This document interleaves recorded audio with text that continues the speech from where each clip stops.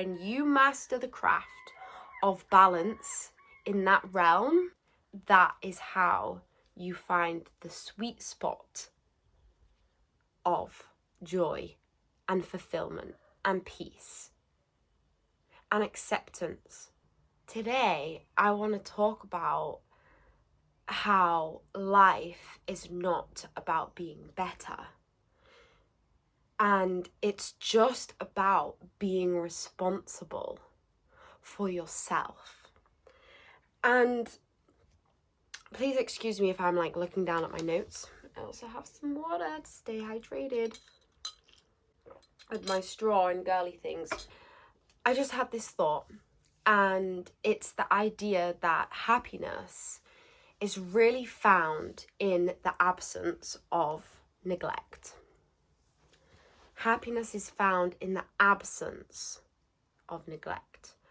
And what do I mean by this? And by responsibilities? And please excuse the dog, the yapping dog. He never stops, but we move. We have to carry on. This message needs to get out there to the people. So you have this balance, right? And what do I mean by responsibility of the self and absence of neglect? You have duties to yourself. And duty might seem like a loaded word. I don't mean it to be. In a spiritual sense, what I mean is the duty to show up for yourself, to find out what your needs are, to meet your needs, to fulfill your goals, to fulfill your desires, to feel good when you're waking up, to feel good when you're going to bed.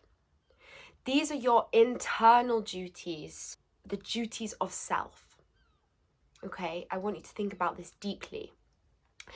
And then you have your external duties, the duties to those you love, the duties to those people you wish to show up for, the people that are your community, that are your family, that are a part of your network and structure, and the people you have agreements with.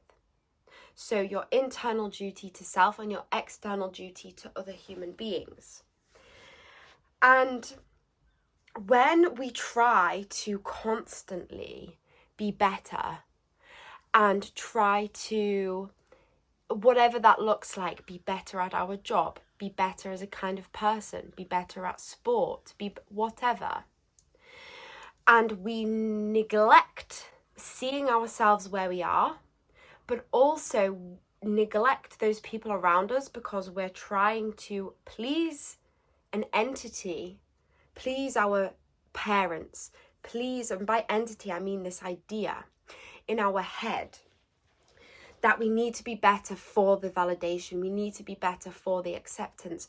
And in all of that, we neglect ourselves, and we end up neglecting the people around us who really are the people we actually want around, because we're so clung on to impressing or fulfilling that hole in us that once was so empty by neglect that might have happened to us, or just this feeling of not being good enough, right? And so doing this constant push means we do not see the woods for the trees. We do not see ourselves, and therefore we do not see other people. And so I had this thought about how some of the happiest people that I witness are people who fulfill their inner duty and their outer duty. They have responsibilities. Maybe they have children. They have a family. They have places they need to be, places where their skill set is needed. They need to show up to do this external duty, to help somebody, to fix something.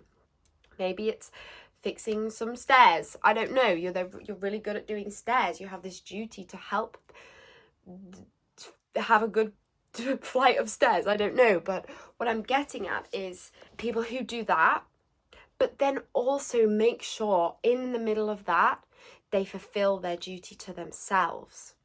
They sustain what it is that they need inside of themselves, whatever that is, from working out or eating well, or I mean, that seems quite basic. If we go beyond that, it's fulfilling one's need for adventure, for new experiences.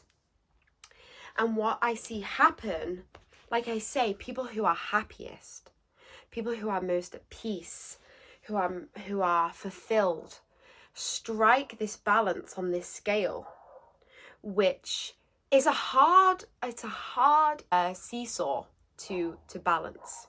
It takes work, because when we go too much one way and we're just fulfilling our duty to those around us, and we're forgetting about ourselves, our heart, our soul, who we are, neglecting that, and we're going to please other people, please our boss who we don't care about, please our parents, please our partner, please anybody, and we forget about ourselves, and then the other way round is where we become selfish, and we only fulfill duties to self and forget about duties to other people.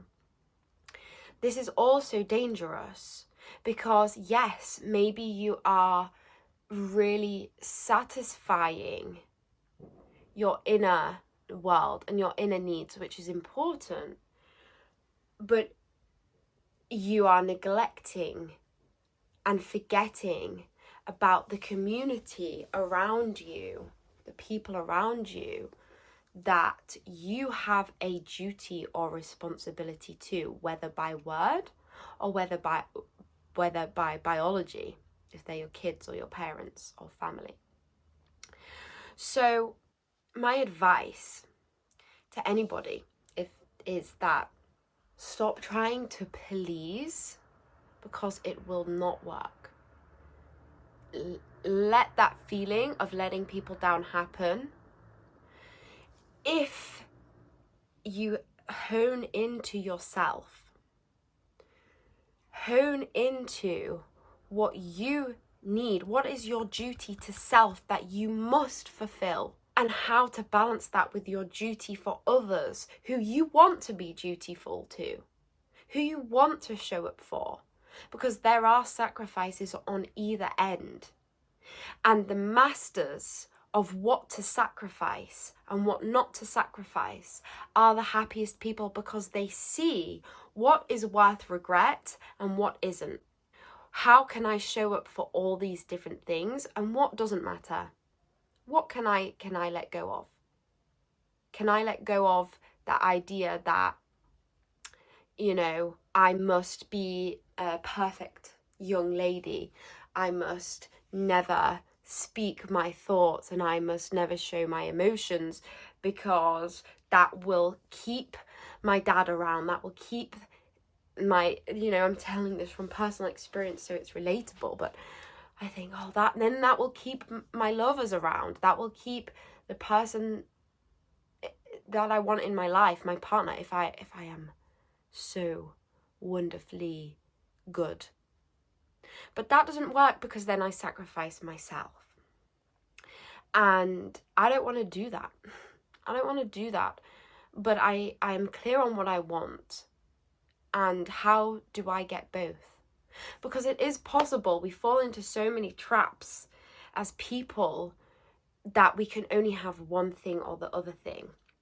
Or another analogy that I'm thinking about is when I used to compete in weightlifting, and people who are like, say, very high athletes, which obviously is amazing if that is your calling, but sometimes it's this idea, I have to be this level to be good enough at this thing, I have to always be this level. But it's like, how can you satisfy your need to be, say, a sports champion in your own mind, whilst balancing all the other things that you so desire? Because if it's not worth all the sacrifices to become an athlete of a very Olympic level, if it's not worth the sacrifices to you, that's okay. It's not worth those. But how can you reach your own personal Olympic level? How can you make that work alongside all the other multi-dimensional things of who you are? I see these things, like I say, as a scale.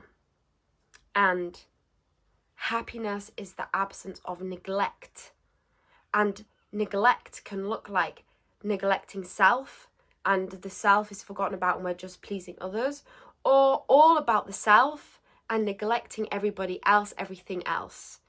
And happiness is when you can tilt the scale, not like this, not like this, but when you master the craft of balance in that realm, that is how you find the sweet spot of joy and fulfillment and peace and acceptance that you won't please everybody and you won't please yourself entirely, but you can give it a good fucking go to match a nice, satisfying level for you and everybody else.